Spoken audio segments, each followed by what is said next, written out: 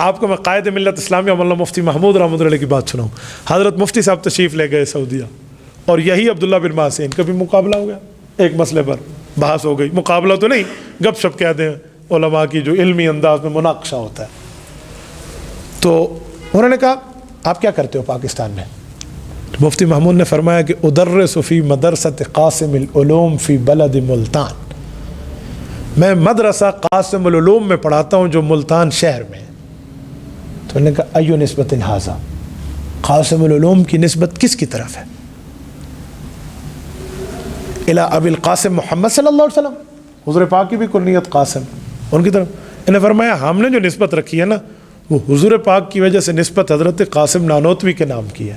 تو الی قاسم العلوم والخیرات مؤسس دار العلوم دیوبند الشیخ الامام محمد قاسم النانوتوی رحمہ اللہ, حضرت مولانا محمد قاسم نانوتوی بانی دارالعلوم دیوبند رحمہ اللہ کی طرف نسبت ہے. قاسم العلوم ہم نے کہا, میں نے کہا ھذا شرک, امتی کی طرف نسبت کر کے شرک کے اندر مبتلا ہو گئے. اللہ نے حضرت مفتی محمود رحمۃ اللہ علیہ کو علم سے نوازا تھا. آپ نے ان کی تفسیری مہارت دیکھنی ہو تو تفسیر محمود دیکھ لیں, اور زاد المنتہی ترمذی کی شرح میں ان کی محدثانہ مہارت دیکھ لیں, اور فتاوی مفتی محمود میں ان کی فقاہت کو دیکھ لیں, اور سیاست تو ہے بھی سب کے سامنے. تو مفتی صاحب رحمۃ اللہ نے بڑے تسلی سے اور بڑے دھیرے پن میں جواب دیا کہ کسی چیز کی نسبت امت کی طرف کریں تو شرک ہو جاتے ہیں. ہاں اس طرح دینی چیزوں کی نسبت کریں تو شرک ہو جاتے.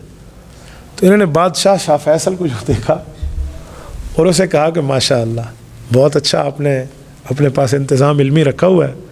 دخلت فی مسجد الحرام بالامس من باب عبد العزیز, باب عبد العزیز. کل میں ماشاء اللہ حرم میں گیا تھا اور میں حرم کعبہ میں داخل ہوا ہوں باب عبد العزیز سے.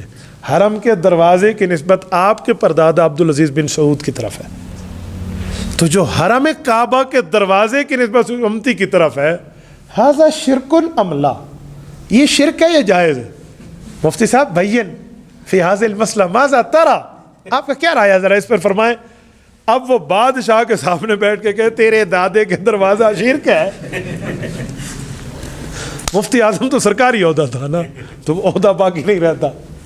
اور اگر وہ کہتے ہیں یہ جائز ہے تو قاسم العلوم کیوں شرک ہے؟ یہ وہ ممانی والا باز آپ نے پڑھا تھا نا, یا ادھر یا ادھر. اس نے کہا جی چھڈو جی خلی ولی کرو بات کو. عربی کسی چیز کو چھوڑے نا وہ کہتے خلی ولی کر دو, خلی ولی کے معنی میں چھوڑ ہی دو. یہ عربی بولنے کے اندر وہاں میں سمجھے کہ خلی ولی کے معنی گال چبلیج گئی ہے, تو بات بن نہیں سکی. تو اللہ نے علماء دیوبند کو علم سے نوازا ہے, اور ادا سے نوازا ہے, طرز سے نوازا ہے, گفتگو کے معاملات سے بھی.